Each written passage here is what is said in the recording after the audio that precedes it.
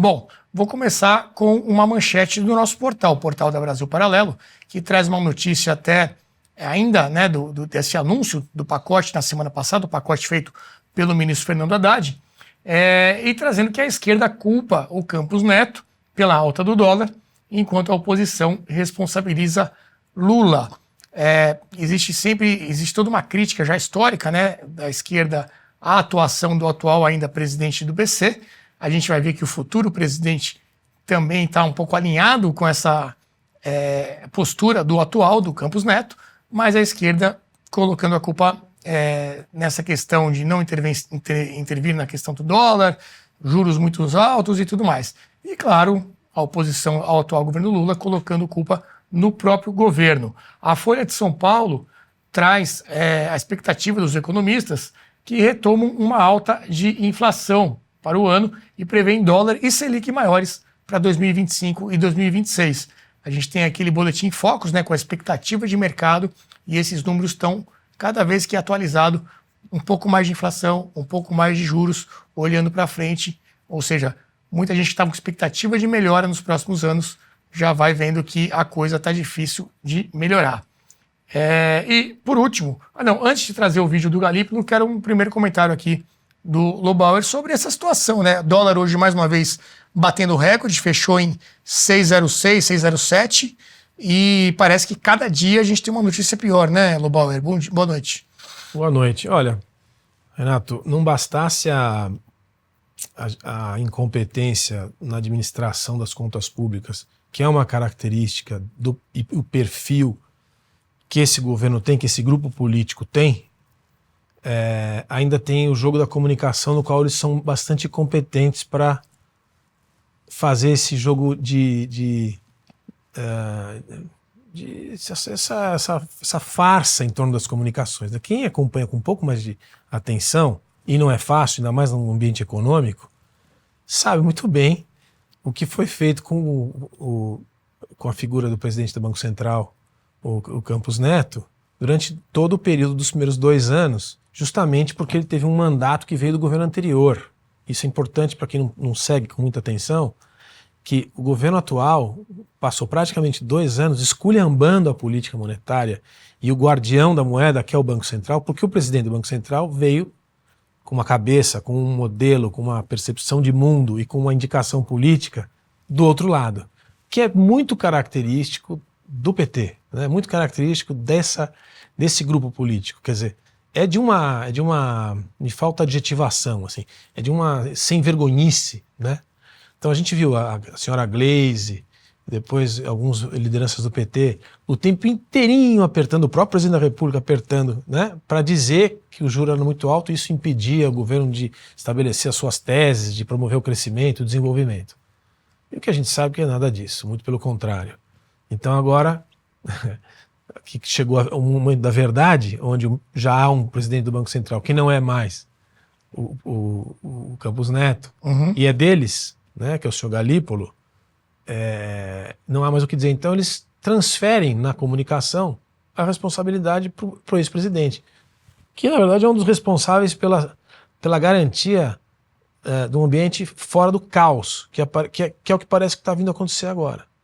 Né? Por quê? Porque também é uma combinação venenosa e crescente anunciada de juro alto e de inflação alta, ou seja, o empresário não consegue mais ter acesso a recurso, nem o cidadão muito menos, para investir, para promover, para desenvolver. E a inflação corrói os preços, os salários e dificulta o acesso a mercadorias e serviços. E o câmbio alto também, né? E aí, como consequência, o pavor do mercado de ir atrás de uma moeda forte, é isso que faz o câmbio subir, é uma combinação das piores possíveis. Quem é que se dá bem? Quem já tem dinheiro, vive de renda, põe o dinheiro no banco, se não puser lá fora, uma boa parte põe aqui, com esse juro absurdo, e fica esperando acontecer alguma coisa. Quem é que paga o preço? Sempre, mas dessa vez de novo, aqueles que o atual governo diz que protege, o mais pobre. Agora, como se isso fosse alguma coisa que a gente não conhecesse. Novidade, isso é o que mais deprime a gente. A gente sabe o que é isso, a gente já viveu isso algumas vezes, nas mãos das mesmas figuras trágicas que hoje estão no comando do Brasil. E a geração nova que não viveu, que não sabe o que é inflação, que quase pegou a inflação em 2016, se não tivesse sido impeachment, porque eles estavam fazendo a mesma coisa no governo Dilma, por isso que o governo caiu, né? Quem não conhece isso vai pagar o mesmo preço. Resumo da ópera: empobrecimento geral do país, quem é rico continua rico e quem é pobre vai ficar mais pobre. Isso aqui é o resultado dessas políticas míopes, incompetentes, dessa gente que está aí e que, infelizmente, me permita alongar um pouco mais, provavelmente vai governar esse país até 2026. Porque eu não consigo ver ruptura como teve em 2016. Não consigo ver. Do jeito que a política, do jeito que a estrutura de poder está montada... Não deixa de ser até um certo otimismo. Tem gente já com medo de renovar esse mandato. Ah, bom, mas aí já é um pesadelo duplo. Vamos para um pesadelo que a gente já conhece, que não seja tão trágico, que é o quê? Nós vamos ter que esperar até outubro de 2026. Ou seja, passar por 25 e 26, nesse ambiente econômico, que é a coisa mais... Não fosse os problemas internacionais, de geopolíticos, de conflito, de instabilidade, de endividamento dos bancos centrais, assim por diante, a gente ainda tem um problema interno que poderia ser modificado se a gente tivesse um parlamento um pouco mais ativo, um judiciário independente do executivo e um executivo menos incompetente, coisa que nós não vamos ter até 2026. Isso aqui deixa a gente agoniado, porque nós vamos ter que viver inflação alta, juro alto, conversa mole e areia nos olhos do eleitor com esse tipo de informação. A culpa é do Banco Central, a culpa é do ex-presidente do Banco Central. É ridículo para não dizer lamentável, né? Vamos ver o que diz então o Gabriel Galípolo, que é o nome indicado para assumir o Banco Central a partir do ano que vem. E ele vai realmente nessa linha, que vai ser difícil baixar os juros, mesmo assumindo aí alguém alinhado com o atual governo. Como eu tenho dito, parece lógico, numa dedução de como é que é o arcabouço de uma política monetária, que para uma economia que se revela mais dinâmica do que esperava, mais apertada do que esperava, com o mercado de trabalho com desemprego na mínima da série histórica, né? Somado a uma moeda doméstica mais desvalorizada, que isso demande uma política monetária mais contracionista, juros mais altos por mais tempo, né? Parece relativamente lógico imaginar isso, e é em cima desse movimento que aconteceu ao longo do ano que o Banco Central foi migrando gradativamente de um ciclo de corte para uma pausa e o ciclo de alta de juros que nós iniciamos nas duas últimas reuniões. Jean Turco, um discurso aí bem alinhado com a atual direção do BC, né? E aí fica aquela pergunta, o que o PT vai dizer após, então, a mudança na direção do Banco Central, já que, o que tudo indica, por muito tempo a gente ainda vai ter aí juro bastante alto no Brasil. Boa noite, Renato. Boa noite a todos. Olha, isso aí é Galípolo tentando se garantir o futuro, no sentido que ele foi nomeado por este governo, pelo Lula, etc., mas daqui para frente ele precisa se garantir um futuro depois do Banco Central. E ele sabe muito bem que para depois poder dar consultorias, entrar em boards de grandes bancos de investimentos, etc. Ele é, inclusive, relativamente novo por ser presidente do Banco Central, então ainda tem bastante anos de carreira. Ele precisa atuar bem, de forma lógica, racional, segundo o que fala a ciência econômica, e não segundo interesses políticos. E todos os presidentes do Banco Central fizeram isso, exceto Tombini, que durante o governo Dilma fez exatamente o que não devia fazer, foi agradar o governo em termos políticos, eleitoreiros, etc., não seguiu as regras da ciência econômica e ainda hoje anda por aí praticamente desempregado de alto luxo, porque obviamente não tem nenhuma credibilidade no mercado financeiro entre as pessoas que entendem que 2 mais 2 faz 4. Ainda bem que seja assim. Agora, tem alguns pontos então que conseguem nos salvar, né? O Banco Central, que tudo indica por enquanto. Vamos ver agora depois a atuação de fato. O Banco Central, cuja independência, vale sempre a pena ser lembrado, é atacada constantemente, exatamente pelo PT, né? Que votou contra, que já foi ao Supremo tentando reverter a questão da independência, e no mundo inteiro, todos os partidos que tentam ir contra a independência do Banco Central fazem isso por quê? Porque eles querem um Banco Central sujeitado ao governo, que imprima dinheiro, que ligue a máquina impressora, que baixe juros para fazer o quê? Para gerar crescimento artificial de curto prazo, que é o que favorece os governos que estão, os partidos que estão no governo naquele momento. Só que isso gera um crescimento de curto prazo, uma bolha artificial que depois vai estourar. Agora, outra questão que eu acho interessante, Renato, é o seguinte: todas as vezes que o real se desvaloriza, que perde poder, todo mundo no Brasil tem este mau hábito de falar o dólar subiu. Na quase totalidade dos casos, não é o dólar que sobe. Também pode ser, e às vezes é, mas é o real que cai. Então não é o dólar que subiu, é o real que caiu. Tem aquele gráfico muito importante que acho que vocês vão mostrar depois, que mostrou, por exemplo, como se valorizaram, desvalorizaram, quanto se valorizaram, desvalorizaram algumas moedas ao redor do mundo no último ano, e mostra que, por exemplo, que o peso argentino é a moeda que mais se valorizou, se não erro, cerca de 40%, enquanto o real brasileiro é a moeda que mais se desvalorizou, claro, frente ao dólar, que é a moeda parâmetro internacional. Cerca de 12%, se não erro, né? Então não é o real que subiu, não é o dólar que subiu, é o real que caiu. Ou seja, não é a culpa do dólar, não é a culpa de Trump, não é a culpa dos Estados Unidos, é a culpa do Brasil, é a culpa do governo, é a culpa de uma política econômica errada. Agora, evidentemente, tudo isso, perfeito, este gráfico aqui. Agora, evidentemente, nada que surpreenda ninguém. Só quem se dizia falsamente otimista no começo do governo, antes nas eleições, para sinalizar virtudes. Por quê? Porque já era sabido. Lula não teve estes resultados econômicos péssimos nos primeiros governos só por um motivo, porque ele teve um vento de bonança, um efeito positivo da economia mundial, da China, que crescia na época 2 dígitos, um período de crescimento internacional, e o Brasil pegou carona nisso aí. Foi sorte, como Machiavelli fala, ajuda os espertos, inteligentes, os audazes, etc. E ele é com certeza tudo isso, mas foi a conjuntura internacional. O último ponto que eu diria é o seguinte: olha, o que me parece, Renato, assim, além dos tecnicismos que já foram bastante debatidos, etc., eu diria o seguinte: nós temos aqui na frente um governo, e é sempre importante entender isso, que não é um governo de esquerda moderada, civilizada, que toma banho, de gente que sabe fazer conta, etc., social-democrata. Este é um governo de esquerda extremista.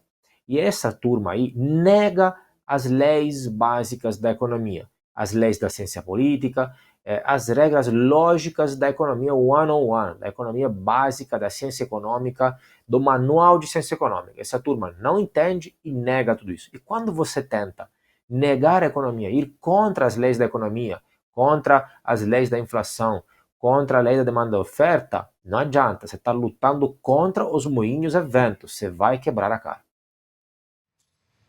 Muito bem, bom resumo aí feito pelo Jean Turco. O deputado Luiz Felipe já está aqui com a gente. Eu vou relembrar aqui um pouco do pacote que foi anunciado, então, pelo ministro Haddad na semana passada. Ele falou sobre regras para o reajuste do salário mínimo, restrição do abono salarial, uma idade mínima para a aposentadoria dos militares, né? Hoje é apenas por tempo de contribuição, 35 anos, teria uma idade aí de 55 anos para poder se aposentar. Mudança nos benefícios sociais, limitação do crescimento de emendas parlamentares, as famosas emendas parlamentares, e correção de excessos salariais no funcionalismo. Esse aqui eu gostei, vamos ver se realmente vai sair do papel. Esse pacote pouparia 70 bilhões de reais nos próximos 2 anos, ou seja, até o final do governo Lula, só que ele também anunciou junto com isso uma isenção de imposto de renda para quem ganha até 5 mil reais por mês. Teria um impacto bastante grande aí nas receitas do governo. E aí, para essa conta fechar, haveria um aumento de tributação para quem ganha mais de 50 mil reais mensais. A reação, como a gente já comentou, foi bem forte, né? O dólar subindo, ou melhor, o real caindo, como bem disse o Jean Turco. A bolsa segue em queda já há bastante tempo. E aí, vou destacar aqui uma fala de um parlamentar, antes do Luiz Felipe comentar. O Chico Alencar, do PSOL do Rio de Janeiro, disse o seguinte, culpou o mercado financeiro, né? Ele disse o seguinte, olha, o tal mercado, esse ente poderoso e especulativo, que subordina a mídia grande, sua fiel porta-voz, fala também através da cotação do dólar. O mercado considerou que o corte de gastos anunciado por Haddad foi insuficiente e resolveu chantagear. O dólar chegou a R$6. Luiz Felipe, seu comentário aí sobre essa situação toda. Bem, olha, só vamos botar isso em perspectiva. 70 bi em 2, 3 anos. O que é 70 bi? A arrecadação do governo é entre 3 e 4 tri. 3 e 4 tri. 70 bi não é nem 0,1%, 0,2% da arrecadação total. Veja só o quão tênue. O quão tênue. É pouca coisa. É pouco gasto. É isso que o mercado está vendo. É pouco. Deveria estar reduzindo aí 100, 200 bi. É nessa faixa. Para fazer esse tipo de redução, você precisa de reforma constitucional. Porque a maior parte desses 3 trilhões, 3, 4 trilhões, ele é usado em despesas obrigatórias. Então a gente está falando aqui só daquele percentualzinho bem pequenininho do orçamento, menos de 10%. 6%. Isso, 6% que o governo tem para poder fazer esses ajustes. Então isso não é nada. A verdade é essa. O governo deveria estar fazendo, não, vou fazer uma grande reforma aqui da Previdência, vou fazer uma grande reforma aqui do SUS, fazer uma grande reforma aqui do sistema de educação. Eles até sinalizaram que querem reduzir custos na educação, porque eles já estão vendo o que está vindo no futuro, que é menos natalidade, o país crescendo menos em termos populacionais. Então por que gastar com educação e tem que aumentar os gastos, sim, com a questão de saúde e previdência para equacionar.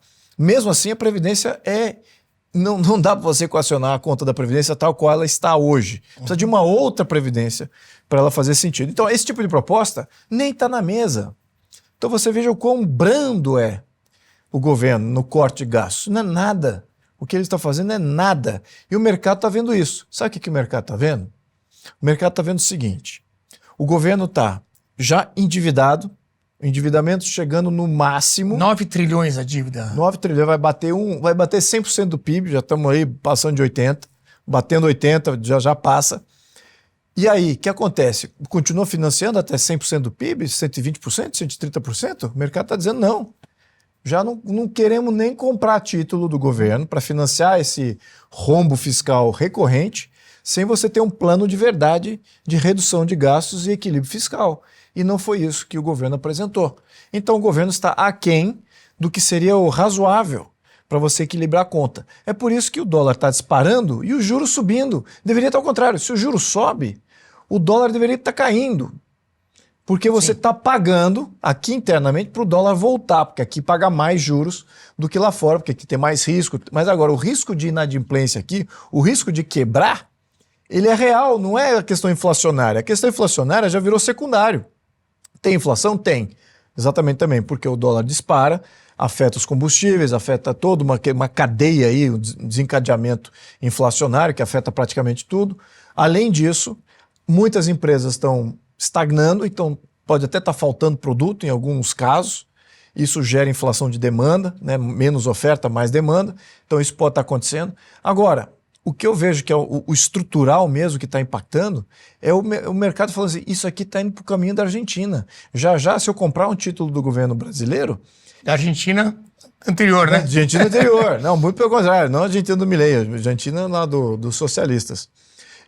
Aquela Argentina dos socialistas era exatamente isso. Fazer, eu não vou comprar esse título porque vocês não vão me pagar de volta.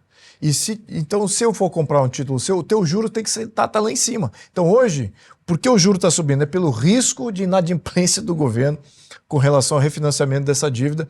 E eles não têm mais espaço para se endividar. Esse aqui é o problema. Mesmo que eles consigam comprar dívida, ou seja, mesmo que eles consigam se endividar para rolar o seu buraco fiscal, como é que ele vai pagar de volta essa dívida? Entendeu? Então, uma coisa puxa a outra. É por aí que está o problema, esse desencadeamento. Tem mais impostos. E aí, agora ao invés de fazer realmente um plano, tudo isso está na mão do governo.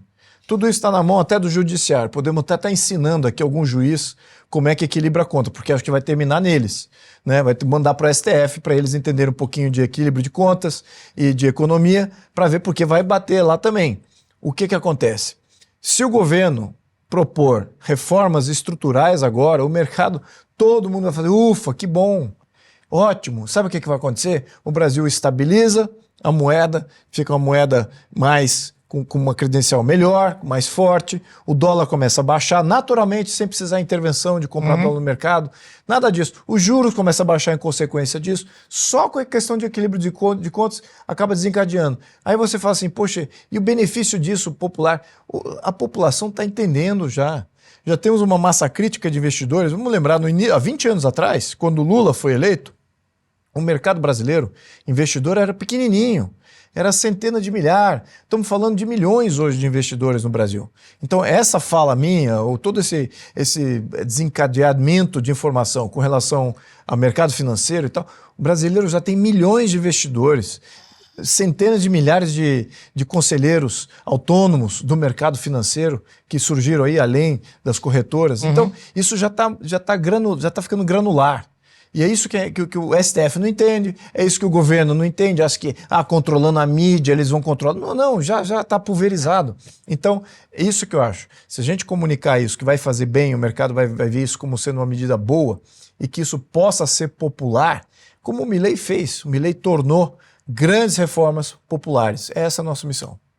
E essa discussão toda em torno do valor do dólar nos trouxe uma carta na manga, que foi uma publicação no site do PT em 2019, dizendo sobre segundo eles, incapacidade da gestão Bolsonaro, fazendo o dólar bater um recorde naquele momento de 4,26. O desgoverno de Bolsonaro e Guedes, marcado pela dificuldade de gerir o país e somado às declarações polêmicas, deixa o mercado financeiro cada vez mais receoso e dólar segue em alta. Aqui, nesse caso, o mercado financeiro foi tratado de uma forma ali mais técnica, né? E aí eu trago também um editorial feito pelo Estadão, em que eles são bem duros, colocam ali, olha, o poste de Lula no Ministério da Fazenda, em referência ao Haddad. Esse foi o apelido, né, pejorativo dado ao Haddad na eleição de 2018, quando ele concorreu contra o Bolsonaro, o poste de Lula, e agora ele no Ministério da Fazenda. Qual que é a tese aqui desse editorial, né? A esqualidez do pacote fiscal, anunciado como propaganda eleitoral, prova que Haddad é apenas um operador dos interesses eleitorais do presidente, sem poder fazer o que precisa ser feito. Essa é uma outra coisa, né, Lobauer? Esse pacote ele foi adiado durante muito tempo, o anúncio dele, né? Mais de um mês. E quando foi anunciado, veio com essa questão dos R$5.000, da isenção. Eu quero o seu comentário, mas vamos ver um trecho do Haddad falando sobre o que ele considera que prejudicou essa reação do mercado financeiro. Muito desagradável quando você não percebe o nível de responsabilidade do agente público no patamar exigido pelo seu mandato, pelo exercício da sua função. Nós temos que ser muito ciosos de quando você vaza uma informação de governo sem que a divulgação seja feita com a pompa e circunstância, em respeito ao cidadão, né, devidas, você vai ter problema de leitura.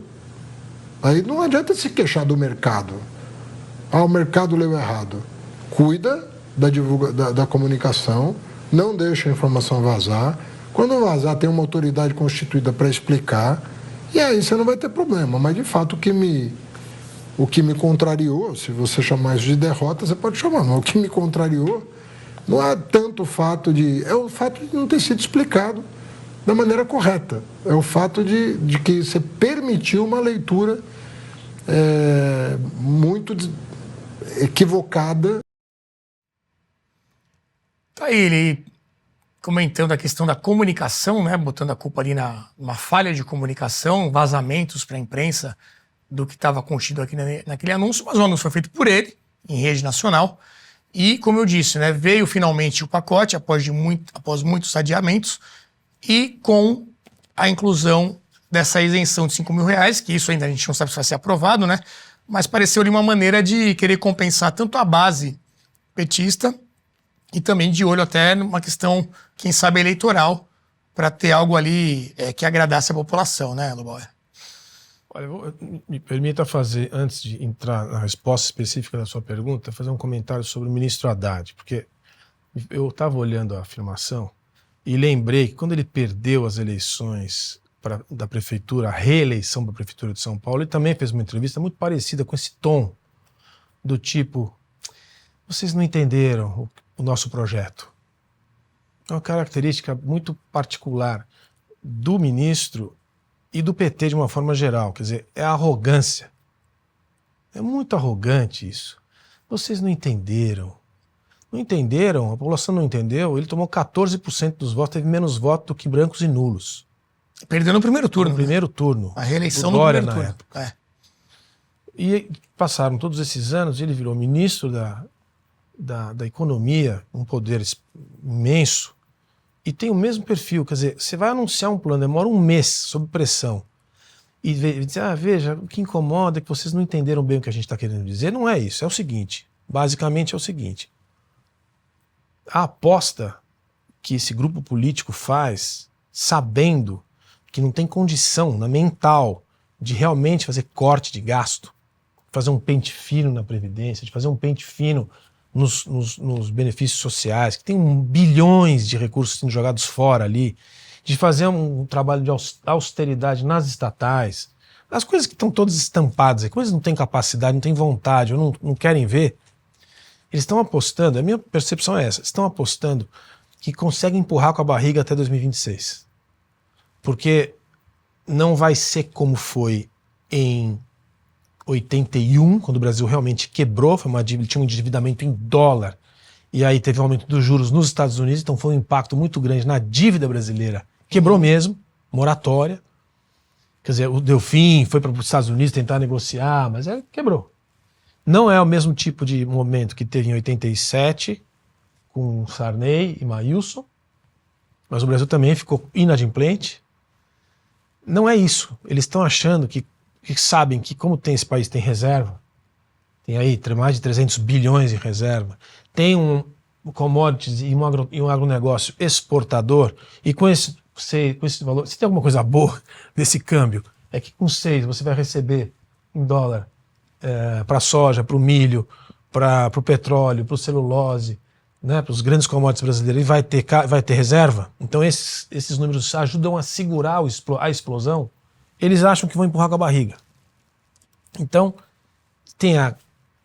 nem vou dizer que é coragem, mas tem a falta de vergonha. Mas aí é bom de história anunciar. Pro próximo, né? Não, então, segura até 26, e se vai entregar a bomba relógio para o outro, não é problema deles. Eles já fizeram isso algumas vezes nos governos estaduais e municipais. Em São Paulo é clássico. Veja Rio Grande do Sul, veja Minas, explode e entrega para o próximo, né? Ou, se ganhar, vê o que faz depois. E se acontecer isso, é realmente uma tragédia, se eles ganharem em 26 e forem para 27, porque eles vão ter que adotar o tipo de política do tipo Argentina ou Venezuela. Aí sim vira Venezuela. Foi mais ou menos o que aconteceu com a Dilma? Não, o que aconteceu com a Dilma, quando chegou em 2016, a inflação estava chegando a 20%, que era um limite tolerável, e politicamente ela não sustentava, as instituições deram um jeito de empichar. Ela caiu por causa disso.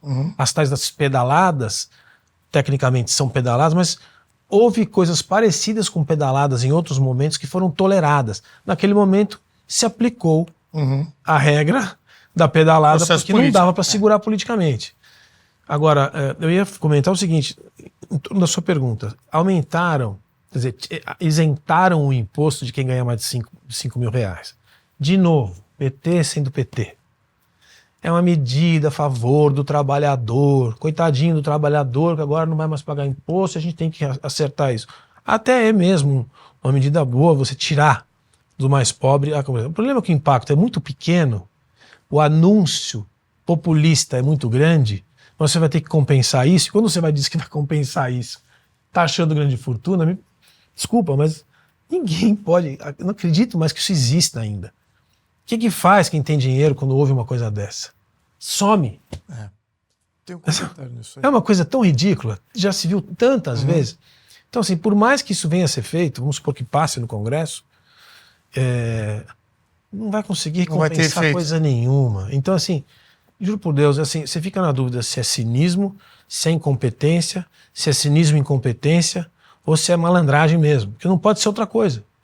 Luiz Felipe, quer complementar? Olha, isenção de 5 mil reais. Vamos entender. O jeito que o governo colocou, ele falou assim, eu quero dar isenção de 5 mil reais e para compensar as perdas arrecadatórias, eu vou aumentar imposto em grandes fortunas. Então ele vinculou uma coisa com a outra. Isso é cabeça de socialista. Soma zero. Isso é cabeça de socialista, tá? Vou deixar isso bem claro. O que o Trump fez no primeiro mandato dele? Ele isentou muito mais do que já tinha isenções, uma base maior, acho que até 25 mil dólares, 30 mil dólares de renda anual. Ele isentou mais, criou mais razões para a qual um contribuinte possa se excluir de tributação federal. Então ele isentou mais na renda baixa. base. E o que ele fez na renda alta? Ele abaixou os impostos para renda alta. Então os impostos estavam acima de 35%, 34%. Ele baixou para 21%. 21%, baixou de 34% para 21%, que era o imposto mais alto. Então ele abaixou nos dois. Ele criou o que eu acho que é o caminho que a gente tem que defender, é o flat tax. Que isso sim é proporcional. Você imagina, 10% é 10% para todo mundo. O Chile opera dessa maneira. É 10% dessa... Posso estar enganado, tá? A última vez que eu conferi. Tá. Você paga todo mundo, porque é 10%. Claro que você pode ter faixas de isenção, sobretudo de baixa renda. E todo mundo acima de uma renda é flat, ou seja, é uma taxa única. Por que isso é importante, entender esse conceito? Porque você gerou um dinamismo de criar renda, de criar poupança, que retroalimenta a economia. E foi exatamente isso, esse boom de baixar os impostos para o contribuinte de baixa renda e de alta renda. O de baixa renda fazia, vou consumir mais. E o de alta renda, o que ele falou? Eu vou poupar nos Estados Unidos, porque é ali que eu consigo gerar maior retorno sobre o meu investimento, sobre os meus ganhos, e eu vou deixar a minha renda nos Estados Unidos. Eu vou repatriar dólar para os Estados Unidos. No primeiro ano do Trump, ele praticamente entrou $1 trilhão na economia norte-americana, que era dos próprios americanos que estavam fugindo do modelo Obama, que era esse modelo socialista aí que o Haddad está regurgitando. Só para você ver o descabimento dessas propostas, assim, é como se o Brasil tivesse nascido ontem e está todo mundo aprendendo como é que vive. Mas, pelo amor de Deus, ninguém olha lateralmente, ninguém olha para as outras experiências. É isso que eu me frustro um pouquinho com a cabeça desse pessoal ideológico, porque nem do pessoal ideológico eles evoluem, porque até a ideologia já evoluiu nos outros países. Aqui ainda continua com aquela coisa do século XX, revolucionária, fazer um politburo russo aqui de controle central e planejamento que tudo vai dar certo. Vai dar errado. A gente já apontou isso no início desse programa, há mais de ano, quando esse governo começou a tomar essas medidas, a gente já havia apontado. Essa situação que a gente vê hoje, ela é exatamente o que a gente tinha dito que estava por acontecer. Estamos vendo aí os grandes apoiadores do governo. Isso não é novidade, porque aconteceu na Dilma também. Era o último pilar a cair. Você lembra que eu falei da questão dos pilares? Antes era aquele apoio popular, depois os parlamentares, depois começam a entregar os ministérios, aí a mídia começa a falar mal, e eventualmente os grandes empresários que dependem do governo falam assim, puxa vida, não temos como ser pagos. A gente vai ter aqui alguns exemplos disso. Pois é. Então tá caindo esse último pilar aí.